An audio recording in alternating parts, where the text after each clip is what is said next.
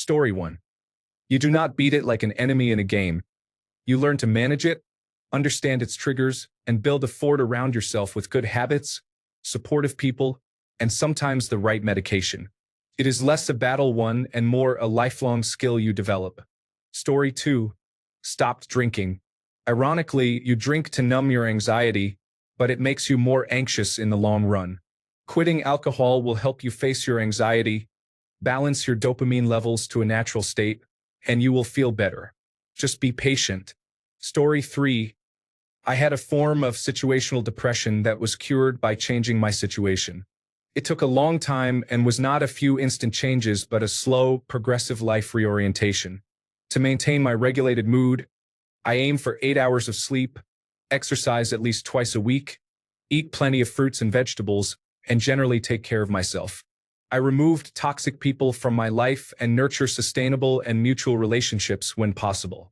I am kind to myself and take personal pride in every small accomplishment I achieve. Story 4. Started living life as if I had already died. Treated it like the afterlife where I could do as I pleased.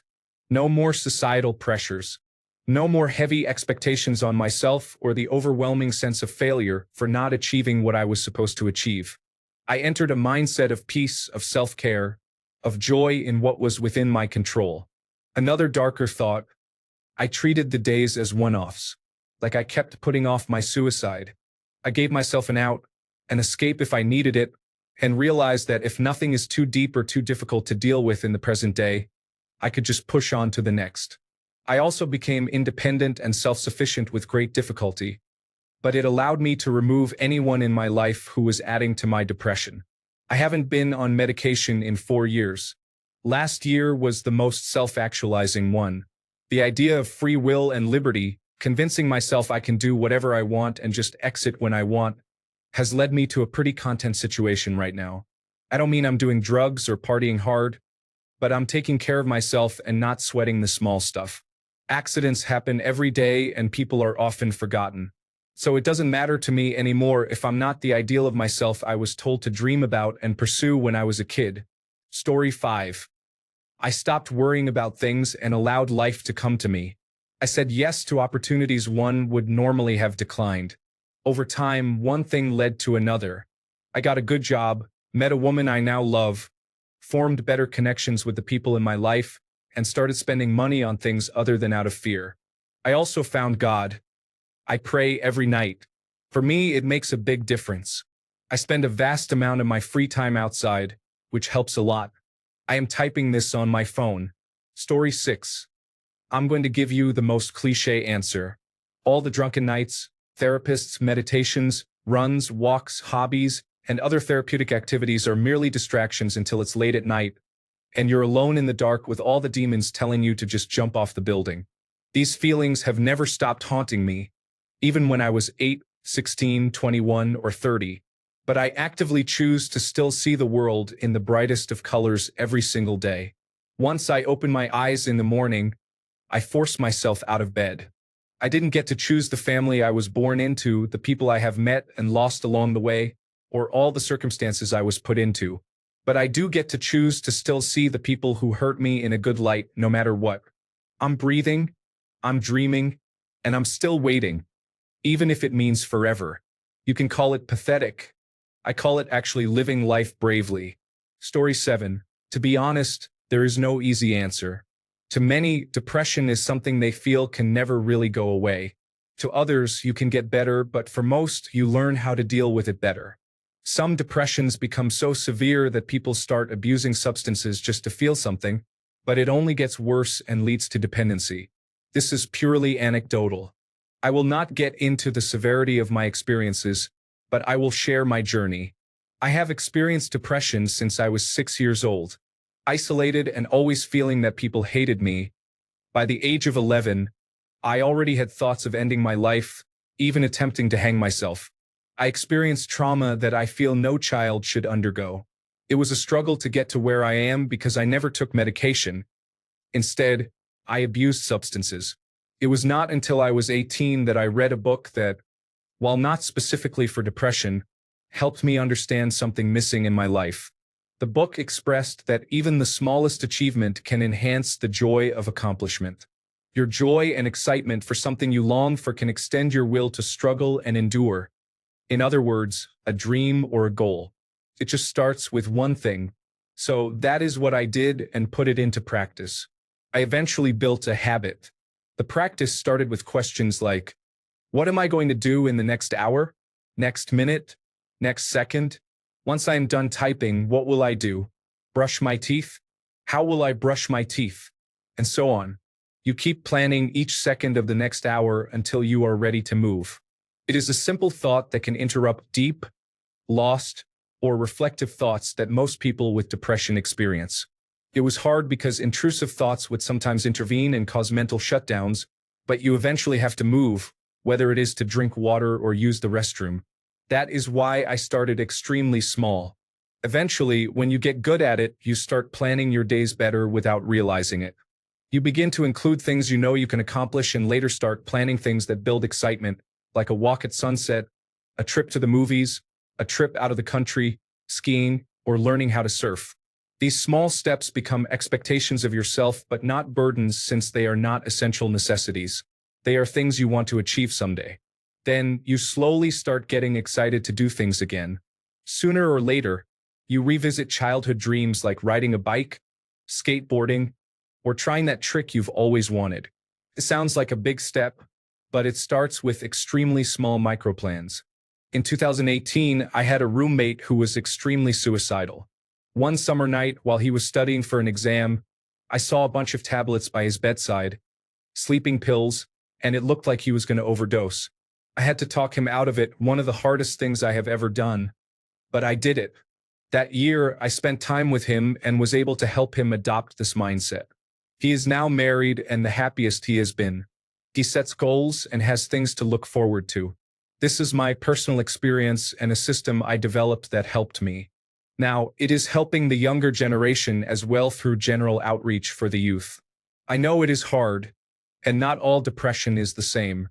This approach may not work for everyone, but I hope it reaches someone. The smallest achievements can bolster the joy of accomplishment and even the will to live. Story 8. I got a job and my mind was not that free anymore, so I started to forget that I had depression. I am not kidding. Story 9. When I had trouble being happy about life, I realized it was because I wasn't doing anything to change my situation. I started going on Craigslist looking for cars every night, cars to move away in. I also sent messages to people seeking rooms to rent in random places. Eventually, one room got back to me. Money came for an SUV. I packed up my things and my pets and left. But the depression lifted the moment I began trying. Now, many years later, I am having the opposite effect in a way. I'm a mom now, and I am very stressed and depressed. I think I try too hard to change my circumstances. It's not bad to keep your brain active and focused and want to work. But having a baby requires lots of focus on the baby, and I'm learning to manage my stress and balance my time. It's very hard. Now I am living with depression again. My partner is not always nice to me, and that really hurts, and so does my mother. So I feel trapped. But I say things to myself like, this is what's happening. But I know it's not my fault. I'm a good person. I'm nice. I don't deserve this. I take long walks on the beach. I eat healthy. I do my best every day. I avoid despair by doing my best every day. I'm also brutally honest, and I strive to be my best self every day. Even when life is difficult, you can be glad you tried your best. I hope this helps. Story 10, Big Picture. Let's back up. Remember the childhood game musical chairs? You put 12 kids in the yard, and they dance to music around 11 chairs. When the music suddenly stops, everyone fights for a chair, knowing one won't get one and be knocked out of the game. And everyone laughs, because it's so funny to fight for survival.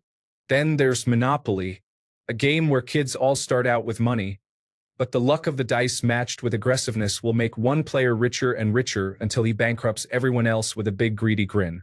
The last third of the game, players start to realize their doom is inevitable, but the winning player insists you play to the end so that he can bleed you of every last dollar. How about when you hit puberty and your body starts getting urges? Like you've been injected with a hormone drug and you discover that sometimes you can't quite think straight or feel right. All the adults in the world act oddly around this topic. Religion's telling you don't do that even though your body, given to you by God, is behaving as intended. Then there are politicians who couldn't be more corrupt. Industries that don't care if they're killing you. The planet is becoming a frying pan and you're the egg. Guns and religion being mentioned in the same sentence. The Middle East permanently in dangerous disarray. Patriarchy alive and well. Child molesters in schools and churches. I think you'd have to be kind of strange not to be depressed. This isn't to say end it all now. It's to say you're not alone and take a box of brown sugar cinnamon Pop-Tarts out of petty cash. Frosted, mind you. My path out was to learn how to love and be loved. Sounds easy, it's not. It's not date somebody, because until you've learned how to love and be loved, you're just going to get hurt and hurt others. See a social worker, a therapist. Don't try to find someone to love until you can love yourself. Not adore yourself, but get to a place where you're okay with yourself. You'll find an inner confidence that will be attractive to other people. You'll likely attract someone as damaged who's done some of their repairs. And life goes on. Eventually, you'll need more Pop-Tarts. Story 11. I realized most of what society was telling me was a complete fabrication. The reason your life is not better is because people in the micro and macro levels work together to harm you if you are not already weak enough for them to control. Money, women, family, friends. It is all false. Get a dog, get a Bible, get some sativa, and start believing in yourself. Story 12. You can overcome a depressive episode, but you cannot overcome depression. It erupts again and again. I would be long dead without my medication, but it can be hard to find one that really works for you. Story 13. I just drank Rockstar, smoked cigarettes, and played high-voltage rock and roll on my guitar in my garage every night. I rocked my blues away after my divorce. It is impossible to be depressed when I am bending the strings on my guitar. I can feel the spirit of rock and roll possess my body, causes me to bang my head, stomp my feet, and do the duck walk all over my garage until I am sweating. Story 14. The conditions of my life changed. Sometimes depression can be organic or a matter of temperament. Other times, psychological distress and shutdown are a rational response. I left a terrible relationship, and the demands on my time became more reasonable. Another thing that helped was reframing my problems. It is important to take accountability for your own actions, but we do not live in a vacuum. Life got better when I began to understand that some problems are my own doing while others result from systems outside my individual control. Story 15. I can tell you how. Firstly, determine if your situation is actually making you sad, like the loss of a family member. Otherwise, here is advice for self-hate and depression. You've created a parent figure in your head because of inadequacies in your childhood relationships. Is the person telling you that you're a piece of shit, that you can't do anything right? Who is that voice talking to? You? Which one is you? Start talking back to the voice telling you that you're not enough. Ask what it is doing there, and if it is you, then why isn't it helping instead of making you feel bad?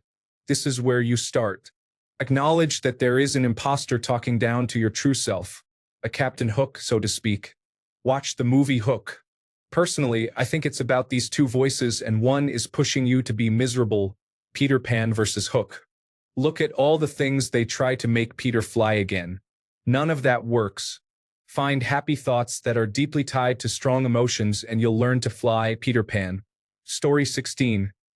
Eckhart Tolle writes about this in his works, and when I read his account of overcoming depression, it resonated with me. I was having a very bad morning.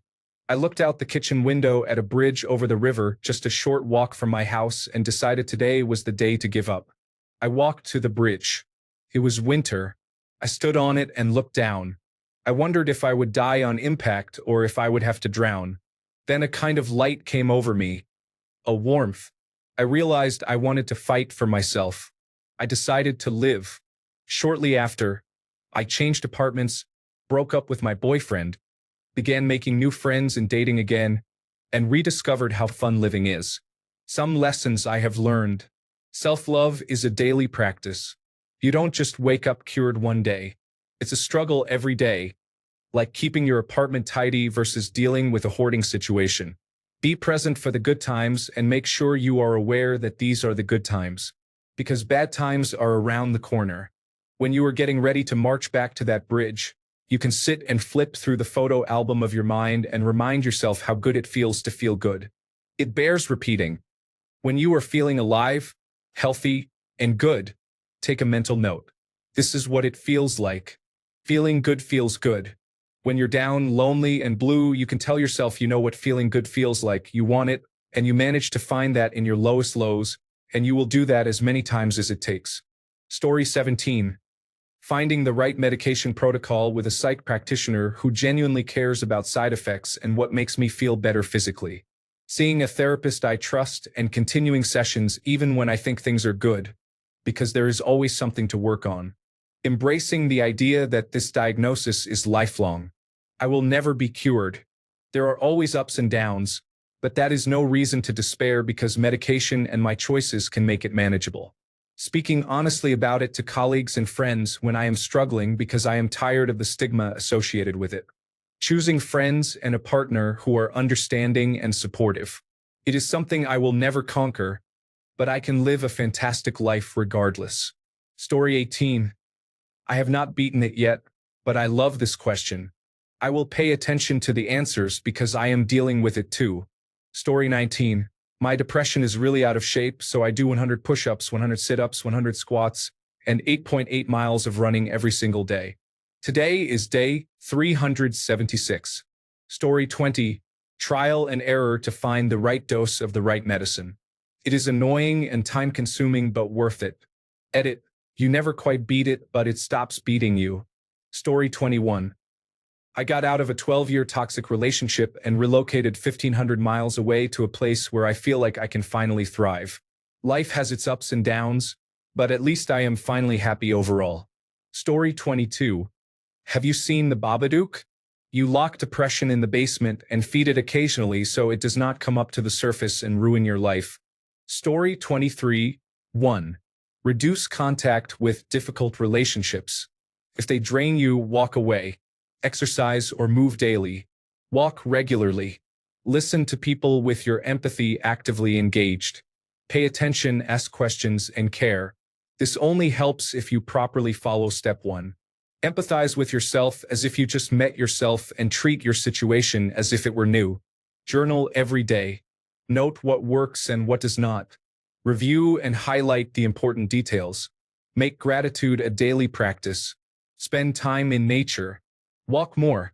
Story 24. I built strength of body and mind. Right now, it gives me a lot of joy to be powerful, intentional, and focused. I enjoy myself now. I built my mental game by not being weak or victimized because I want to provide for the people around me. When I was victimizing myself, I was closing off from others. This has been built over years. Story 25. Honestly, you never get rid of it. You find many other reasons on top of the ones you already have. You have to stay on medications if you take them. There is no other way to fix it.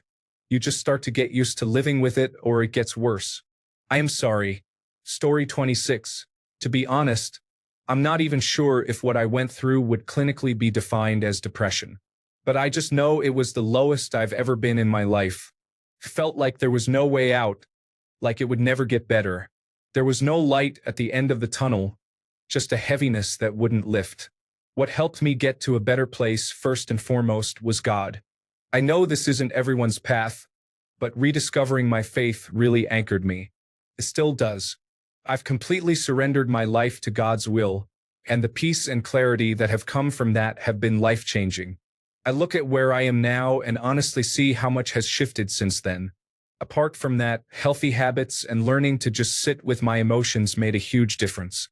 I stopped running from the sadness, stopped trying to numb it or distract myself in ways that weren't true to who I am. I began letting myself feel, and that in itself was healing. I also didn't have strong friendships at the time, but I've slowly started building that, and it's made a big difference. Talking to people, especially those who have been through their own dark moments, made me feel less alone. Even reading posts here on social media is oddly comforting. There's something powerful about realizing you're not the only one who's felt this kind of pain. You don't enjoy other people's sadness, but knowing others have walked similar roads and found their way out gives you a strange kind of hope. So if you're reading this and still in the thick of it, I see you. It does get better. Sometimes slowly, sometimes in ways you don't expect. But you're not alone. Story 27. You do not beat depression. You survive it. It is like any other disease. You can heal from it over time if you meet the right conditions. Story 28. Went to the emergency room for suicide watch and hit rock bottom. I realized it was all in my head, quit all my medication, forced myself to socialize, and worked my way back up after a 10-year marriage. Story 29. I did therapy, tried a bunch of alternative medicines, worked out, but I liked the writing workshops best. I studied how the brain works to understand why I behaved as I did. It helped me find coping methods. Story 30. By getting comfortable with being uncomfortable. In my experience, all I wanted to do was lie around, sleep, eat junk food, scroll through negative news, and do nothing. The last thing I wanted to do was get up, shower, go outside, move my body, do activities, exercise, have a routine, meet people, or push myself. However, that is what helped me overcome it. Story 31. I learned everything. Every possible aspect of emotions, events, understandings, and their solutions. Story 32. It's easy for me to say, but I had family problems which I realized were what caused some of it. I ended up trying to communicate with my parents, and I managed to build a bridge where both of our boundaries were respected. I also started to cut back on social media, switching it for movies on Netflix rather than scrolling. I have very sadly fallen back into social media recently, though, but it has given me more time to talk to my friends and spend time with the people I love. I haven't beaten it, but I've found people who support me. If you have read this far, know that you can do it. Surround yourself with the right people, and don't be scared to ask for help. True friends will help you through. Life may be tough, but please don't give up. You are stronger than you think. Story 33.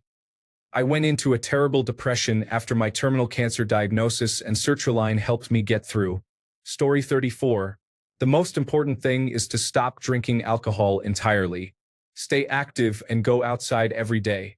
I live in a city, so it is easy to walk or take a bus across town, even for simple errands like buying toothpaste. I never buy groceries for more than a couple of days because taking that daily trip to the grocery store helps a lot.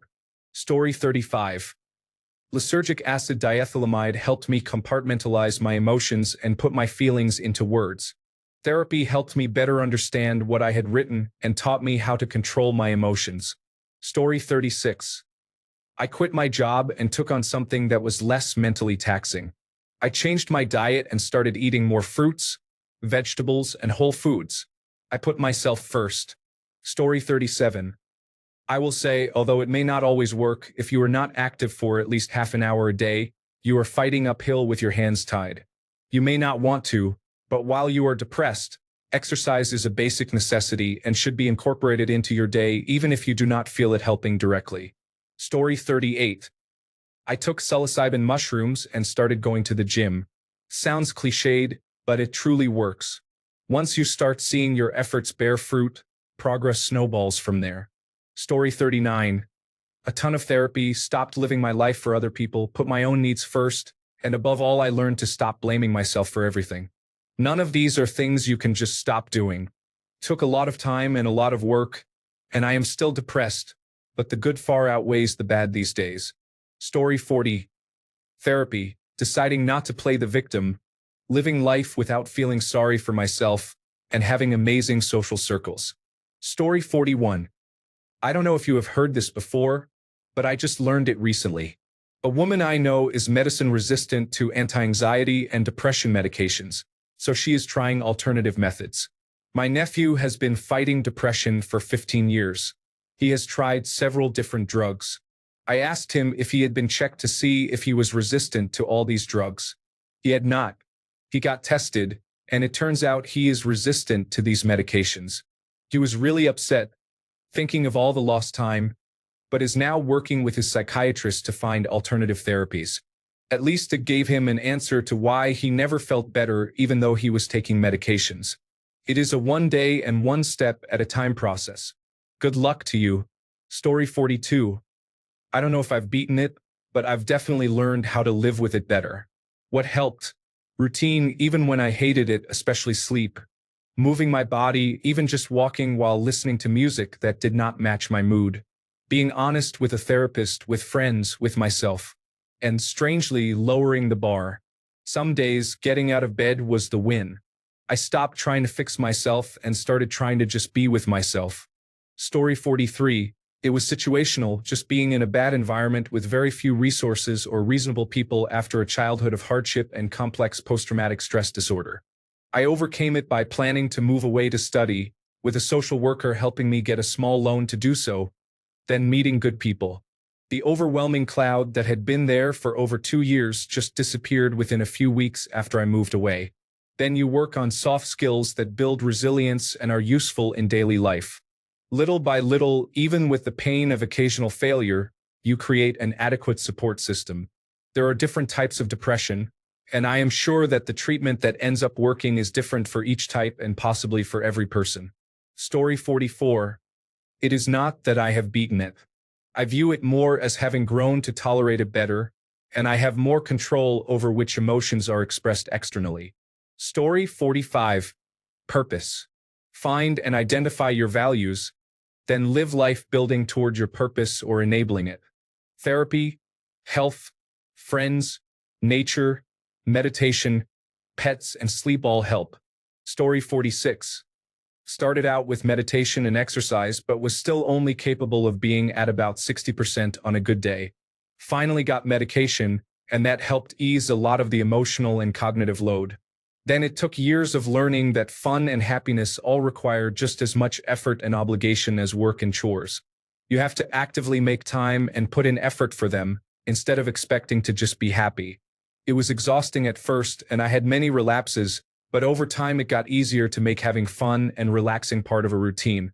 Also, greatly limiting my access to social media sites like Twitter and Instagram helped immensely. I don't go on sites where I can't control what is in my feed or what I get exposed to. Time spent there is time I can spend reading a book, playing a game, or going outside. Part of it is also letting go of some idealized version of the future to wait for. It is not coming, and that is okay. Historically, the world has always been chaotic and unpleasant, and almost all humans who ever lived went through their lives completely unaware of the major events going on in the world. Our collective awareness of constant conflict and emergencies is an anomaly. So, I try to focus on making my immediate surroundings as comfortable as possible, engage with people in real life as much as possible, and have a sense of humor about things. Story 47. My depression was situational. When I stopped doing the thing that hurt me, I stopped being depressed. I suffered from depression for more than 20 years with varying intensity. I had thought my depression was cyclical in the sense that I fluctuated between normal and depressed, but it turns out the cycles were functional and severe instead. When things got better, I abruptly felt happy without intoxicants for the first time in recent memory and was confused. The anhedonia I complained about at puberty apparently never went away. I just adapted to my new normal.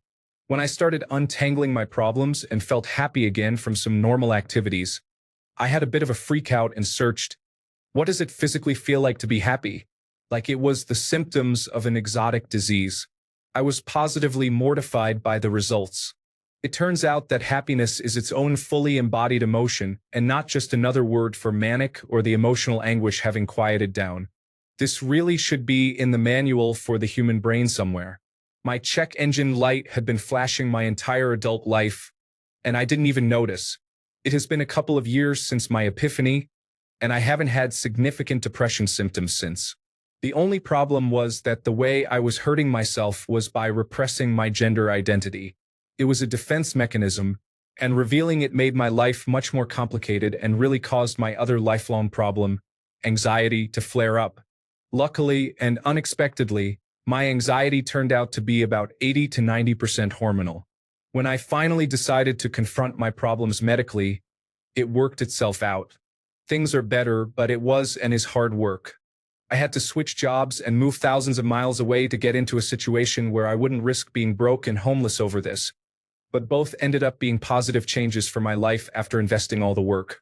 Story 48. They are not for everyone and should be used responsibly, but I credit one night many years ago with curing my depression. Story 49. With my fists in a dark alleyway. Real answer, you do not. You learn to deal with it and manage it better. Story 50. It really depends on what is making you depressed. For me, I completely cut out pornography because I was addicted, joined the gym, started talking to girls, started a blue-collar job, and made friends. I also found a hobby, which is golf, that got me out of sitting in the house. Story 51. University of Massachusetts Medical School Center for Mindfulness has a program on how to meditate. You can do it online, and your health insurance may cover the cost. Finding the correct medications is important. Mental health is very much like physical health. You have to practice more than 3 times a week. It is harder to recover if you slack off for a week. Story 52. Therapy has been helpful, but I needed medication. I had a very severe episode where my medications stopped working, so I started new ones that made me better. I realized that my old medications made me less depressed, but I was still depressed. I was doing well for about 2 years, but now my life is a mess, and the continued stress has caused a relapse. I am now trying transcranial magnetic stimulation with the hope that I will be okay again once the 40 sessions are completed. Story 53. I do not think I have beaten it so much as accepted it and learned how to best manage it and live with it. Story 54. Therapy helped me stop being so hard on myself. I haven't had a problem in years. I also addressed several nutritional deficiencies with diet and supplements. My iron, vitamin B12, and vitamin D levels were all very low. Story 55. Getting older, integrating socially with people, I stopped focusing on myself and my inner life and started doing things instead. Most of my depression was related to anxiety. Story 56. Learning to let go, accept, and practice gratitude. I am not excellent at it, but I try to work on it daily with accountability measures put in place with dear friends. Story 57. Like many people have already said, you learn to manage it with medication, therapy, and a good support system. Some advise staying away from medication, but to be honest, my medications have kept me sane and allowed me to live my life the way I want. Without them, I would be holed up in my room, unable to go out into the world. If exurativa. Story 58. Exercise, a healthy diet, and moving to a more social area of the country are important factors. Having sufficient money helps with everything. Story 59. It's not about beating it. You find ways to alleviate it. In my case, I stopped drinking, got therapy, searched YouTube for philosophy to change my mindset, and got a prescription. I still have days when executive dysfunction keeps me from getting out of bed, but I am less prone to the worst swings and existential dread. Story 60. I simply started calling my penis depression. Beat it like it owed me money. Seriously though, medical advice, therapy, medication, and inertia. For the latter, you have to keep stumbling forward. Get up and do one thing, even if it is only making the bed. If you do that, the day is not lost because you did something. Then do 2 things, then 3. Story 61. Honestly, a massive trigger for me was school. Constantly being expected to do things and feeling overwhelmed, especially sensory-wise. Then, getting rid of my abusive ex helped. Mostly, find what the issues are and try to deal with them. I still have depressing thoughts every now and then, especially when looking back at my life and wondering how it got to that point. It is not nearly as bad as it was before. Also, doing activities with friends helps a lot. Even if you do not feel like it, keep yourself occupied so you do not end up spiraling. Story 62. I was struggling for a long time and had pretty much given up and stopped trying to fight. I was living with a toxic partner, smoking all day, every day, eating poorly, and not really caring about myself at all. Then I decided to go on holiday with my mother, father, brother, sister-in-law, and 2 small nephews. That was when I realized that I wanted what my brother had: the marriage, the children, the nice holidays, the nice house. Seeing what I could have made me start fighting again. The day after we got home, I packed a bag, left the toxic partner, and moved back in with my parents for a while. I started medication, went to therapy, quit smoking, and really started trying to fight again. Fast forward a few years, and now I live with a partner who actually cares about me. We are trying for a baby, looking into buying our own house, have been on several nice holidays, and are trying to look after myself more. I no longer need the medication and I no longer have therapy. It is still a constant battle to keep it at bay, but being in a better situation and realizing what I want from life has really helped me to keep focused and keep fighting. Story 63. For me, talking about it and facing it instead of just hiding it and letting it eat me from inside really helped. I owe it to my mom, who always supported me and paid for my therapy sessions. Talk to your parents, talk to your friends, talk to a stranger, it doesn't matter. Most people dealing with depression, from my experience, are ashamed to talk about it and express their feelings to their loved ones, fearing they might not understand. Give them time and they will eventually come around. You do not have to go through this by yourself. Story 64. Medications. Stopped smoking marijuana. Left an abusive marriage. I don't feel like I have overcome it, but the symptoms are significantly less, and I am no longer actively suicidal. Story 65. Diet, supplements, sunshine, prayer, exercise, water, fresh air, and honestly having a purpose and goals and things to look forward to. When I feel stuck, the depression sinks in, so it does take real effort. Having a good microbiome, though, is very important. Cutting out caffeine, alcohol, cannabis, cigarettes, and sugar is honestly so important for a chronically depressed person. I know many people will disagree, but maybe do a real deep dive study on these things. Story 66. It cannot be beat, can only be understood and managed. At least that is how it has been for me. I was diagnosed with major depressive disorder about 12 years ago, and my psychiatrist recently revised the diagnosis to persistent depressive disorder. So I am just always depressed, and it never goes away, which is challenging. Story 67. I have been depressed for 23 years. I did not know depression could be overcome. I am jealous of people who receive medication for it. I tried once years ago, but I was denied. I guess it is not so bad as long as I can find something new to be depressed about. As long as my depression changes, it is not as bad as being stuck on the same depressing thing for years. Story 68. Studying abroad in Spain helped me slow down. Instead of constantly trying to accomplish things, comparing myself to others, seeking instant gratification, and following consumer habits, I learned to be more present. The pandemic also helped because switching from in-person classes to online removed me from a competitive high school environment. I was so stressed that I lost my appetite. Journaling helped because I analyzed my life from a third-person perspective and could see what I needed to remove from my life. I cut out processed foods. Finding faith helped. I have seen a psychologist, neurologist, psychiatrist, and for therapists, and none of them could help my severe depression and harmful thoughts. They just prescribed medications. Now, I feel sad at times, but I experience depression only once or twice a year. I feel joy and hope in my life almost every day. Story 69. Cambio de rutina de vida, terapia psicológica, 5-hidroxitriptófano y melatonina por 3 meses, gimnasio y en 6 meses o menos, como nuevo. Story 70. I have overcome depression several times, and the easiest way to do it is to stop being depressed. You just need to realize you have a problem, accept it, and take care of yourself. Talk to someone, get physically active, change your diet, stop drinking and using drugs, get plenty of rest, clean your living space, and remember that you have people who love you in your life. It gets better. Story 71. Edit. Substituting Cymbalta, duloxetine, for venlafaxine Effexor is particularly effective.